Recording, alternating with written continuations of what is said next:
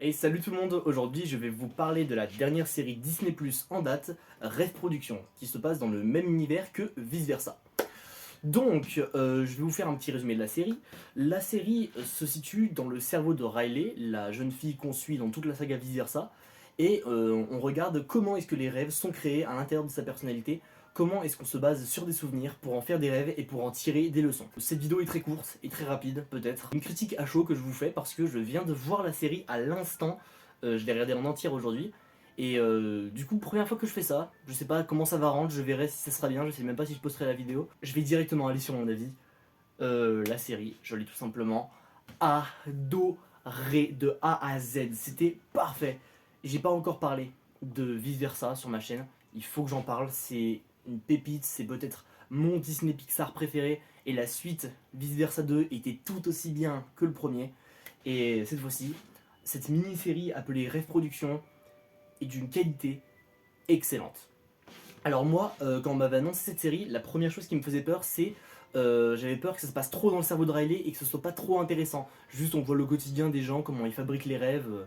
Il y a un côté un peu producteur de cinéma, de la façon dont ils font les rêves, c'est un peu marrant. Mais je me suis dit que ça allait pas aller plus loin. Et ben non. Dans cette mini-série, on se concentre tout autant sur Riley que dans les films. Vraiment. Cette mini-série nous montre à quel point les rêves ont un impact direct sur le quotidien et nous permettent de prendre des décisions bonnes comme mauvaises. Donc, je vous rassure, on suit bien Riley dans cette histoire.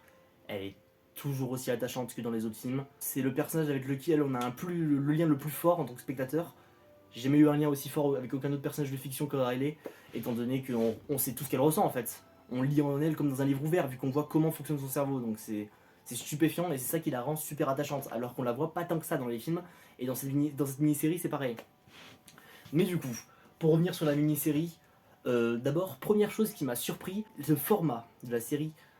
Ce n'est pas comme les films, ça fait comme un faux documentaire dans lequel ils vont suivre des journées chez Rêve Productions en fait.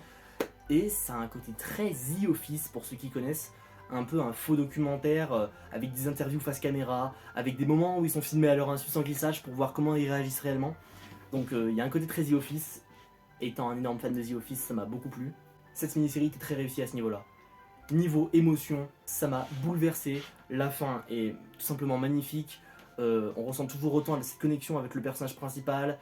Et même les petits personnages qui travaillent chez Rêve Productions, la réalisatrice, le réalisateur snob là avec sa mèche et son col roulé, ce mec est un gros psychopathe. Il est hilarant, il fait n'importe quoi. Et tous les personnages qui travaillent chez Rêve Productions sont vraiment vraiment très très drôles. Et ce qui me plaît toujours autant, ce qui me plaît dans cette mini-série, dans la saga Vice Versa, c'est à quel point toutes les petites histoires qui sont racontées dans son cerveau sont transposables au monde réel. Je pense que les films Vice Versa et cette mini-série, parce que cette mini-série je la considère comme faisant partie de la saga, sont les films et les productions les plus réalistes que j'ai jamais vus. Pourtant c'est avec des petits personnages un peu surréalistes, etc. Mais étant donné que ça se passe dans le cerveau d'une personne, c'est extrêmement réaliste. La façon dont elle réagit, c'est stupéfiant et vraiment bouleversant. Ensuite, j'aimerais bien aussi aborder un peu le sujet de l'humour. L'humour est vraiment très réussi dans cette mini-série. J'oserais même dire que c'est encore plus drôle que les films vice versa. Je pense. C'est vraiment, certaines scènes m'ont fait hurler de rire.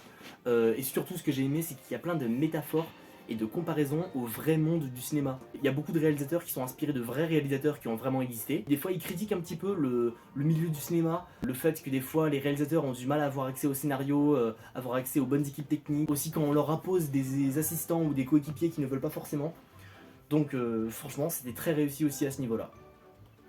Concrètement, je vous ai dit, cette vidéo allait aller très vite. Je pense que j'en suis déjà à la fin. Conclusion, cette mini-série était excellente, toujours aussi parfait que les films disent ça. Et pour moi, cette mini-série, bah, c'est un film en fait.